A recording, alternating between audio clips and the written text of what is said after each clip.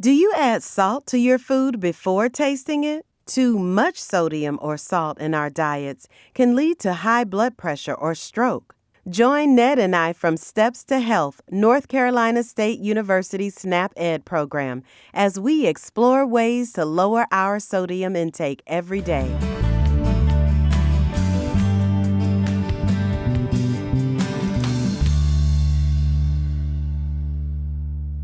Sodium is a mineral and essential nutrient in the body, but in some cases, we can consume too much. That's right. Our bodies need sodium, but in fairly small amounts.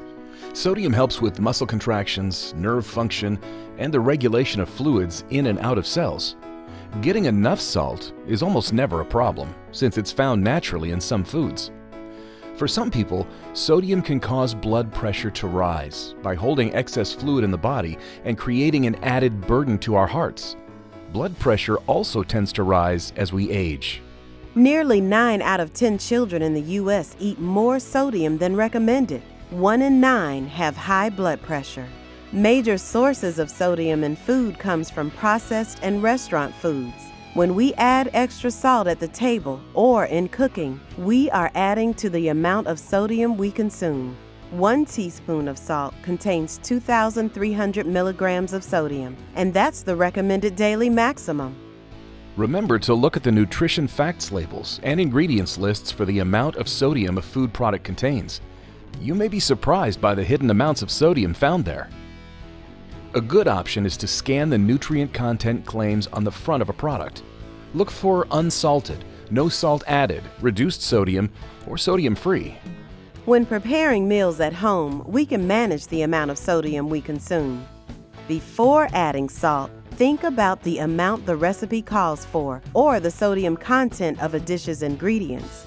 Draining and rinsing canned vegetables can reduce sodium content by 10 to 40%.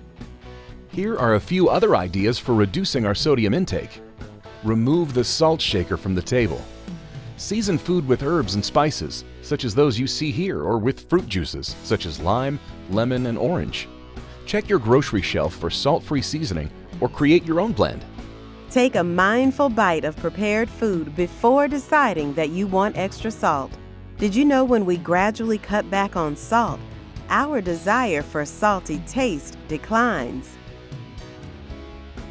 We hope this video has helped identify the difference between sodium that is naturally found in food and the added sodium that is found in processed foods.